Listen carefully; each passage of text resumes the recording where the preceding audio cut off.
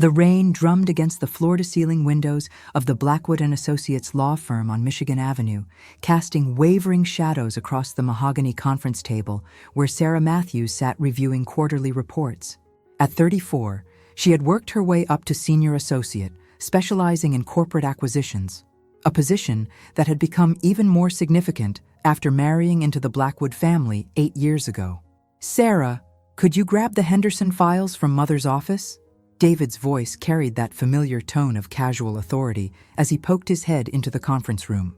Her husband of 8 years still had that boyish charm that had first attracted her during law school, though the years had added a certain hardness around his eyes that she'd learned to recognize as his family's influence. "Of course," she replied, not looking up from her laptop. The Henderson acquisition was particularly complex, involving multiple shell companies that had required weeks of due diligence. Eleanor Blackwood's corner office felt like a shrine to old Chicago money. Persian rugs covered polished hardwood floors, and the walls displayed photographs of Eleanor with various mayors, senators, and business moguls spanning 4 decades. Sarah had always felt slightly intimidated by her mother-in-law's commanding presence, even though Eleanor had been nothing but gracious to her over the years. As Sarah rifled through the filing cabinet, a folder slipped from her hands, spilling documents across the Persian rug. Cursing under her breath, she knelt to gather the papers when her eyes caught sight of a document that made her blood run cold. "Last Will and Testament of Eleanor Margaret Blackwood," the header read. The document was dated 3 months ago, much more recent than Sarah had expected. Her eyes scanned down to the beneficiaries section, searching for her name among the usual suspects: David, his sister Victoria, various charities, and longtime employees. Her name wasn't there. Sarah's hands trembled as she read through the document again, more carefully this time. 8 years of marriage, 8 years of family dinners, holiday celebrations, and business collaboration, and she had been completely written out. The bulk of Eleanor's estate, worth an estimated $47 million, was split between David and Victoria, with smaller bequests to charities and staff. "Sarah?" David's voice echoed from down the hallway. "Did you find those files?" "Just a minute," she called back, her voice surprisingly steady despite the earthquake happening in her chest. She quickly photographed several pages of the will with her phone before carefully replacing everything exactly as she'd found it. Walking back to the conference room, Sarah felt as though she were moving underwater. Every step seemed deliberate and strange. David was hunched over his own laptop, probably reviewing the same acquisition documents that had consumed their lives for the past month. "Everything okay?" he asked, without looking up. "You look pale." "Just tired," Sarah managed. "This Henderson deal is more complicated than we initially thought." David nodded absently. This was typical. His attention rarely strayed from work unless something dramatic demanded it. Sarah had learned over the years that her husband compartmentalized ruthlessly, a trait that served him well in corporate law, but sometimes left her feeling like she was married to a very attractive, very successful stranger. The rest of the workday passed in a blur. Sarah went through the motions, reviewing contracts, making phone calls, attending meetings, while her mind raced with questions. When had Eleanor changed her will? Why hadn't anyone told her? More importantly, why had she been removed in the first place? That evening, their Lincoln Park townhouse felt smaller than usual. David was working late again, which gave Sarah time to process what she'd discovered. She poured herself a glass of the Bordeaux that Eleanor had given them for their anniversary, and sat in the bay window overlooking the tree-lined street. Her phone buzzed with a text from her younger sister Emma, who lived in Portland. "How's the corporate queen doing?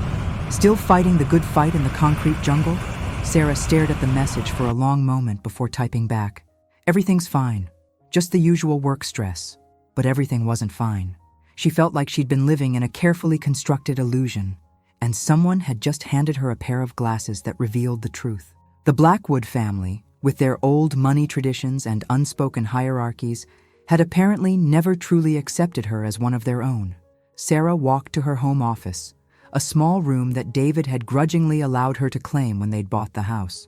Unlike the rest of their home, which reflected David's expensive but conventional taste, this room was entirely hers. Books lined 2 walls, her grandmother's antique desk sat by the window, and a small safe was tucked discreetly behind a bookshelf. She opened the safe and withdrew a thick manila envelope that she hadn't touched in over 2 years. Inside was a document that David knew nothing about, a post-nuptial agreement that she'd had drafted and notarized 18 months into their marriage, during a particularly difficult period when she'd begun to understand the true dynamics of the Blackwood family. The agreement was her insurance policy, protecting assets that she'd inherited from her own grandmother, including a small but valuable portfolio of investments and a property in Michigan that had been in her family for 3 generations. At the time, she told herself it was just a precaution, a way to maintain some independence in a marriage that sometimes felt more like a business merger than a partnership. Now, looking at the notarized document, Sarah realized that her younger self had been wiser than she'd given herself credit for. The agreement included several clauses that could prove very interesting if the Blackwood family thought they could simply discard her without consequences. Her laptop chimed with an email from Eleanor. "Sarah, dear, could you stop by the house tomorrow evening? I'd like to discuss something important with you. Nothing urgent, just some family business that requires your legal expertise." Sarah stared at the message, wondering if Eleanor planned to tell her about the will change, or perhaps this was about something else entirely. Either way, Sarah would be ready. She spent the next hour reviewing the post-nuptial agreement, making notes about specific clauses that might be relevant to her current situation. As a corporate lawyer, she understood the power of preparation and documentation. Whatever game the Blackwood family thought they were playing, they were about to discover that Sarah Matthews had been preparing for this moment longer than anyone realized. The rain continued to fall against the windows, and Sarah found herself thinking about her grandmother, who had taught her that in any negotiation, the person with the most information and the best preparation usually won. Tomorrow, she would begin to discover just how much information she really had. The Blackwood estate in Winnetka had always felt like something from a different era. As Sarah drove through the iron gates the next evening, the Gothic Revival mansion loomed against the darkening October sky, its countless windows glowing with warm light that somehow failed to make the place feel welcoming. Eleanor met her at the front door personally, which was unusual. Typically, Harold, the longtime butler, would handle such formalities. Eleanor Blackwood, at 73, remained a formidable presence, silver hair perfectly coiffed, wearing a navy wool suit that probably cost more than most people's monthly salary. "Sarah, dear, thank you for coming on such short notice." Eleanor's smile seemed strained as she led Sarah through the marble foyer toward the library. "I hope David didn't mind me stealing you away from home." "He's working late again," Sarah replied, studying her mother-in-law's profile. "The Henderson acquisition is consuming all of our time." "Ah, yes, business as usual." Eleanor gestured toward one of the leather chairs arranged near the fireplace. "Can Harold bring you something to drink? Wine, perhaps?" "Just water, thank you." Sarah wanted to keep her head completely clear for whatever conversation was about to unfold.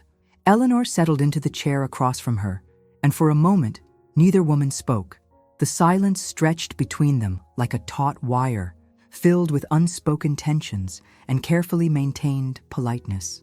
"I suppose you're wondering why I asked you here," Eleanor finally said, her fingers drumming lightly against the arm of her chair. "I assumed it was about the legal work you mentioned in your email." Sarah kept her voice neutral, professional. Eleanor nodded slowly. "In a manner of speaking, yes.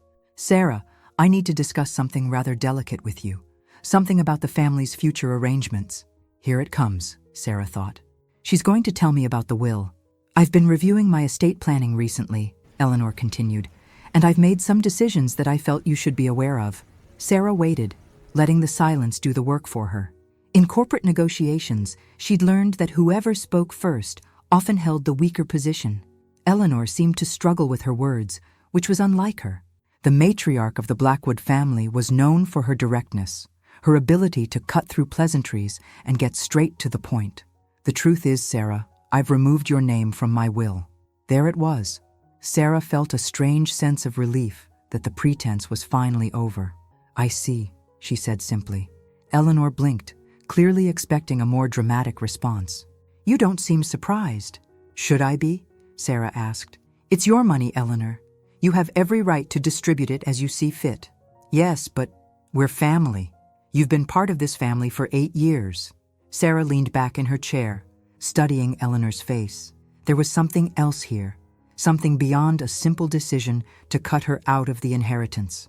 Eleanor looked genuinely troubled, which didn't match the cold calculation that such a decision would typically require.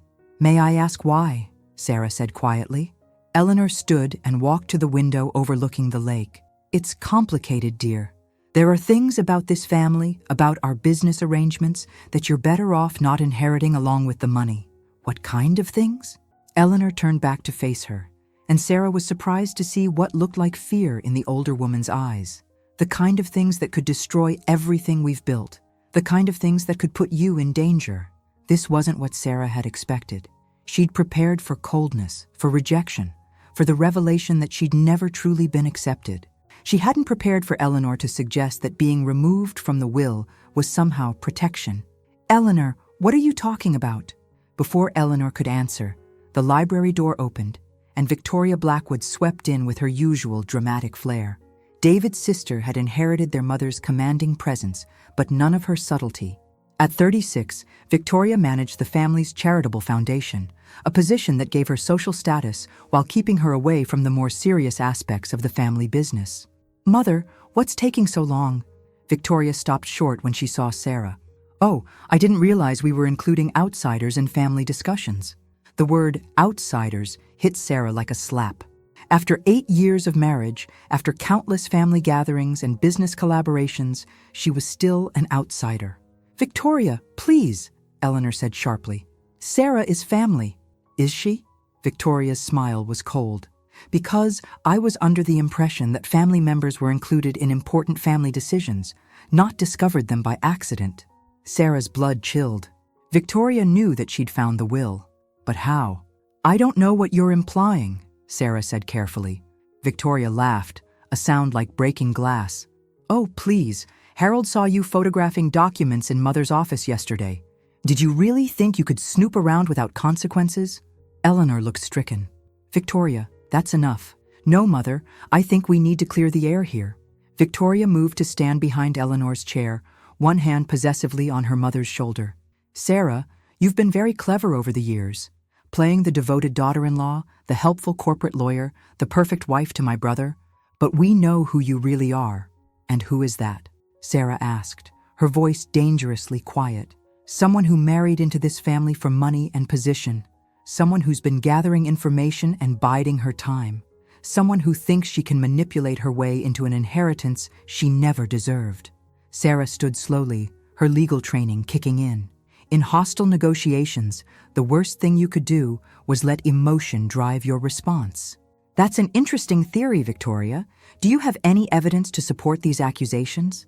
"Evidence?" Victoria's laugh was sharp. "How about the fact that you've been secretly investigating our business dealings? How about the financial records you've been copying?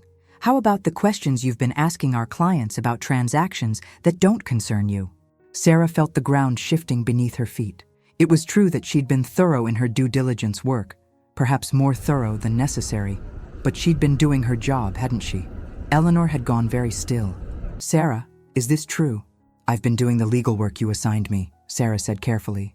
"If that's resulted in my learning more about the family business than you're comfortable with, perhaps we should discuss what information is truly necessary for me to do my job effectively."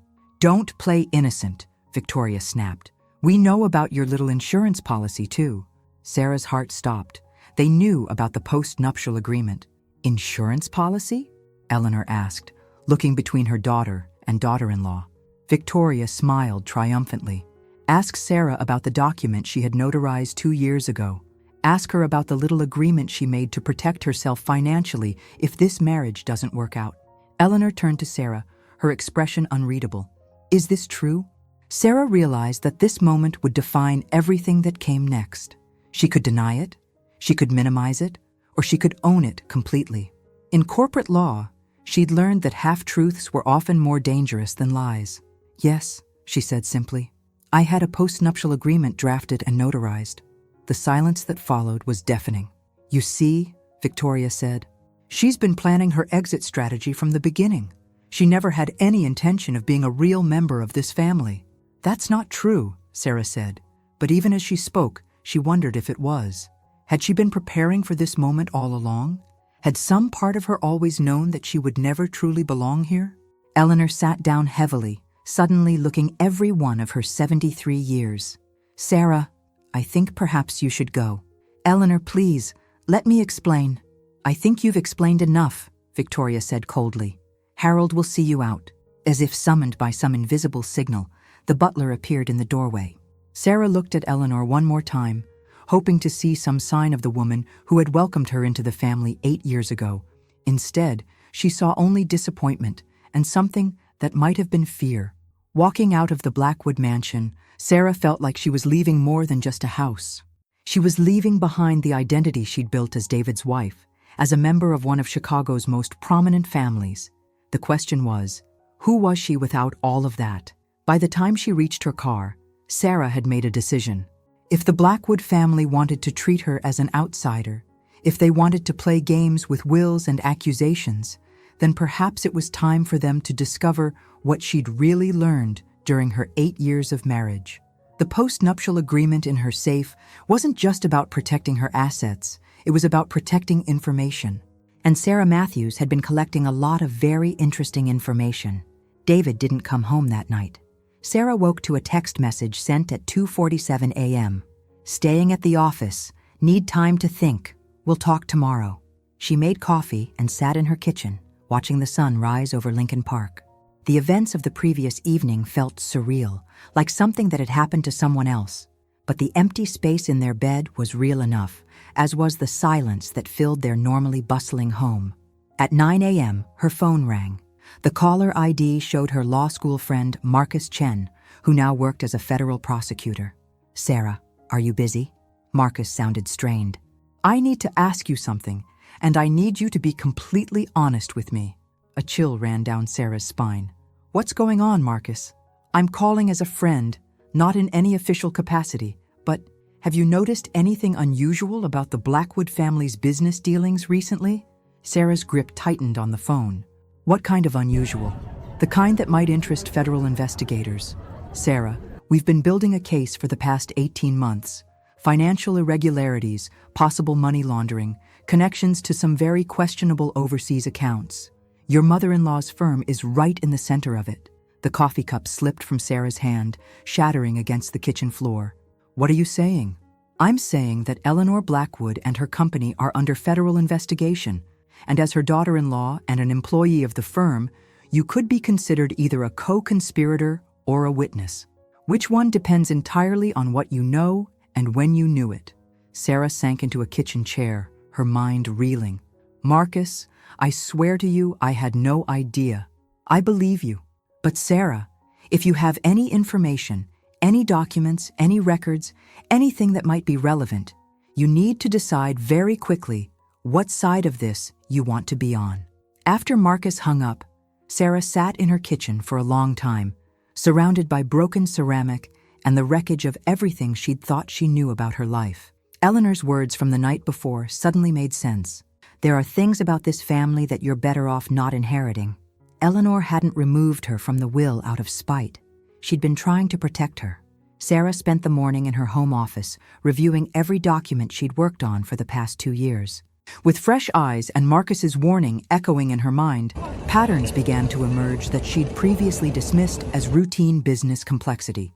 The Henderson acquisition wasn't just about purchasing a manufacturing company. It was about acquiring a network of shell companies that could be used to move money internationally. The quarterly reports she'd been reviewing showed consistent discrepancies between reported income and actual cash flow. And the client files she'd been organizing contained numerous references to accounts in countries known for banking secrecy. By noon, Sarah had assembled a comprehensive picture of a sophisticated money laundering operation that had been running through Blackwood and Associates for at least 3 years. Her legal work had inadvertently helped her document the entire scheme. Her phone buzzed with another text from David. Come to the office, we need to talk. The elevator ride to the 32nd floor of the Blackwood building felt like a journey to her execution. Sarah had no idea what David knew, what Eleanor had told him, or how much the family had figured out about her accidental documentation of their illegal activities. David was waiting in the conference room where she'd made her discovery just 2 days earlier. He looked like he hadn't slept, his usually perfect appearance disheveled and strained. "Sit down, Sarah." She remained standing. "I think I'll stay here." "This isn't a negotiation." David's voice carried a hardness she'd never heard before. "You've created a serious problem for this family." "I've created a problem?" Sarah laughed, but there was no humor in it. "David, do you have any idea what your family's business actually involves? I know that my mother built this firm from nothing. I know that she's provided for dozens of families, supported countless charities, and created something significant in this city. And I know that she's been laundering money for international criminals," Sarah said quietly. David went very still.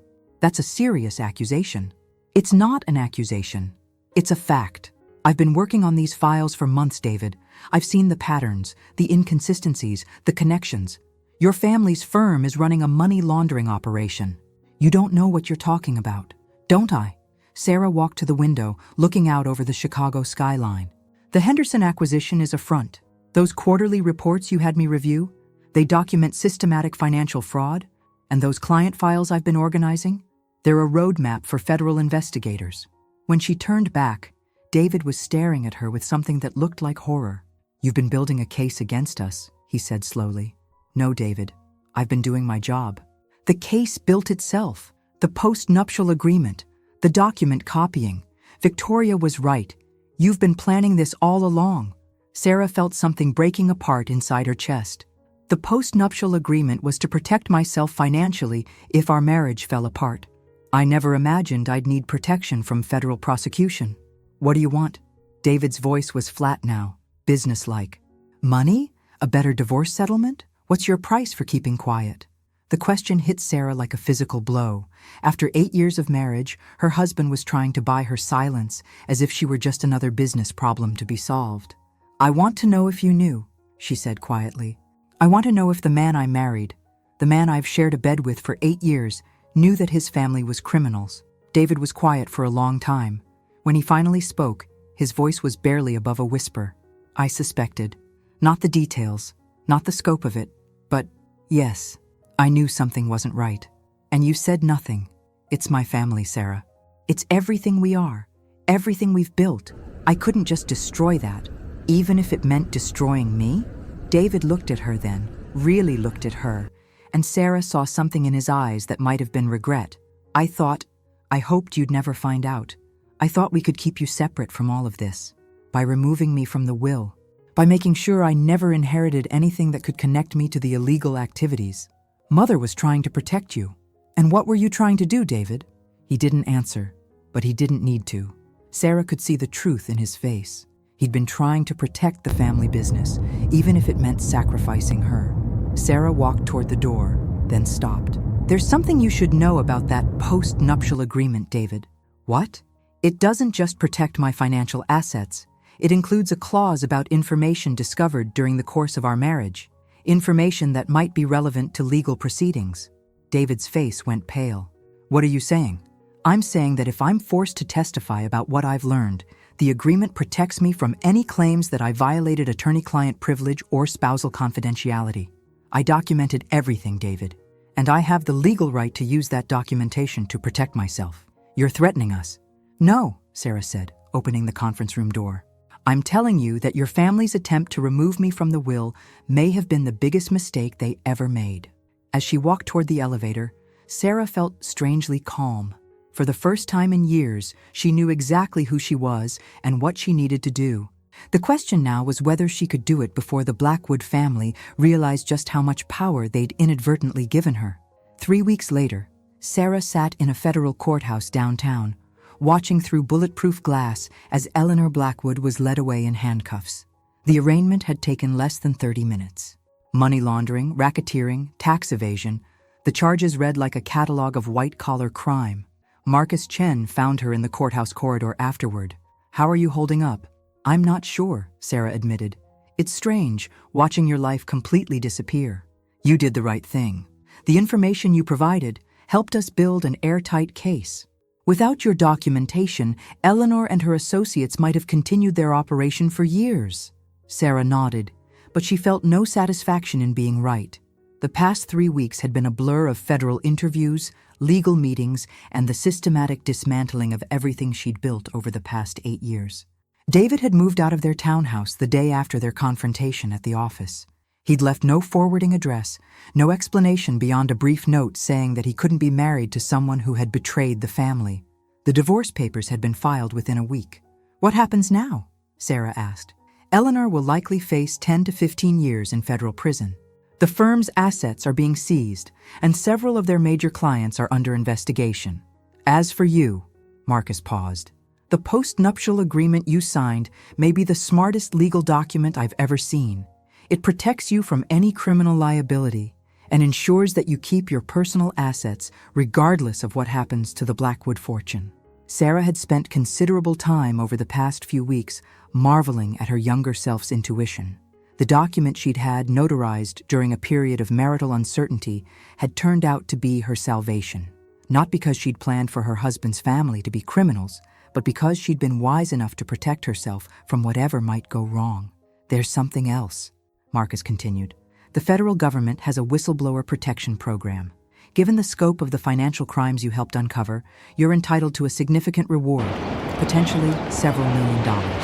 "I don't want their money," Sarah said immediately. "It's not their money. It's taxpayer money, set aside specifically to incentivize people like you to come forward. Think of it as payment for doing the right thing." That evening, Sarah sat in her empty townhouse, surrounded by boxes. She was moving back to Michigan, to the property her grandmother had left her, the same property that the post-nuptial agreement had protected from the Blackwood family's reach. Her phone rang. The caller ID showed a number she didn't recognize. "Sarah?" The voice was weak, older than she remembered. "It's Eleanor." Sarah nearly hung up, then curiosity got the better of her. "How did you get this number?" "I'm allowed one phone call. I wanted it to be to you." "Why?" Eleanor was quiet for a moment. "Because I need you to understand something. When I removed you from the will, when I tried to distance you from the family business, I was trying to save you." "I know," Sarah said quietly. "Do you? Because I'm not sure you understand the whole truth." Eleanor's voice dropped to almost a whisper. "Sarah, I never wanted any of this. The money laundering, the illegal accounts, the criminal clients, none of it was my idea. Then whose was it? It started small, years ago. A favor for a client, looking the other way on some questionable transactions. But once you're in, once you've taken their money and facilitated their business, you don't get to leave. They own you." Sarah felt a chill. "Who owns you, Eleanor?"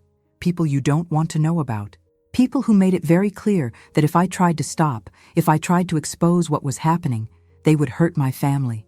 So I built the operation they wanted, and I tried to keep my children as far away from it as possible. David knew. David suspected, but he didn't know the details. Victoria knew nothing. I made sure of that. And I tried to keep you out of it completely. But you're too good at your job. You saw it too much." Sarah closed her eyes. "So you removed me from the will to protect me from inheriting criminal assets. I removed you from the will because I knew what was coming. I've known for months that federal investigators were getting close. I could feel the walls closing in. And I knew that when this all came crashing down, anyone connected to the family fortune would be destroyed along with it. But your children, my children will survive this. They have resources, connections, other family money that isn't connected to the criminal enterprise. But you, Sarah, you only had what you built with us. I couldn't let you lose everything because of my mistakes." Sarah was quiet for a long time, processing this revelation. Eleanor hadn't been rejecting her from the family. She'd been trying to save her from it. "There's something else," Eleanor continued. "The post-nuptial agreement you signed, that wasn't just smart legal planning. Someone told you to do that, didn't they?" Sarah's blood ran cold. "What do you mean?" "I mean that someone who understood what was happening in my business advised you to protect yourself legally. Someone who knew that eventually you might need evidence of criminal activity to save yourself from prosecution." Sarah's mind raced back to that conversation 2 years ago. She'd been having drinks with Marcus Chen, complaining about feeling like an outsider in the Blackwood family. He'd casually mentioned that post-nuptial agreements were becoming more common, especially when one spouse worked for the other's family business. He'd even recommended the lawyer who'd drafted the document. "Marcus, she whispered. Your friend, the federal prosecutor, has been building this case for much longer than 18 months, Eleanor said, and he needed someone inside the organization who could document everything without knowing they were doing it. Someone who could later claim ignorance and serve as a protected witness. Sarah felt like the world was tilting beneath her feet. Are you saying I was set up? I'm saying you were protected. There's a difference. Marcus Chen is a good man who saw an innocent person about to be destroyed by circumstances beyond her control. He made sure you had the legal protection you'd need when everything fell apart. After Eleanor hung up, Sarah sat in her empty house for hours, trying to process everything she'd learned. Had Marcus really orchestrated her documentation of the Blackwood crimes? Had he been protecting her all along, or using her? The next morning, she called him. I need to ask you something, she said when he answered, and I need you to be completely honest with me. Always. Did you know about the Blackwood investigation when you suggested I get a post-nuptial agreement? Marcus was quiet for a long moment. Yes. Did you use me to build your case? No, Sarah. I protected you so that when my case inevitably destroyed your marriage and your life, you'd survive it. There's a difference. Is there? You tell me. Are you better off now than you would have been if you'd inherited $47 million in criminal assets and spent the next decade fighting federal prosecutors while your husband's family blamed you for their downfall? Sarah looked around her empty townhouse, at the boxes containing the pieces of her old life, at the future stretching out ahead of her, uncertain but entirely her own. I don't know, she said honestly. That's fair. But Sarah, I want you to know something. The woman who was smart enough to protect herself with that post-nuptial agreement, who was observant enough to document financial irregularities without being asked, who was brave enough to choose justice over family loyalty, that woman is going to be just fine. 2 months later, Sarah stood on the porch of her grandmother's house in Michigan, watching the sun set over the lake. The federal whistleblower reward had been more than Marcus had estimated, enough to ensure her financial security for life. The Blackwood townhouse had sold quickly, and she'd donated most of the proceeds to organizations that helped victims of financial crimes. Her phone buzzed with a text from an unknown number. I hope you can forgive me someday. D. Sarah stared at the message for a long time, then deleted it without responding. David had made his choice, just as she'd made hers. There was nothing left to say. As darkness fell over the lake, Sarah realized that for the first time in years, she felt truly free. She wasn't David's wife, or Eleanor's daughter-in-law, or a member of the Blackwood family. She was simply Sarah Matthews, a woman who had been smart enough to protect herself and brave enough to do the right thing when everything fell apart. The prenuptial agreement had saved her from financial ruin, but more than that, it had saved her from becoming someone she couldn't live with. In the end, that was worth more than any inheritance could ever have been. That night, she began writing the first chapter of the book she'd always wanted to write. Not about corporate law or family dynasties, but about a woman who discovered that sometimes losing everything is the only way to find yourself. Outside her window, the lake stretched toward the horizon, dark and endless and full of possibilities she was finally free to explore.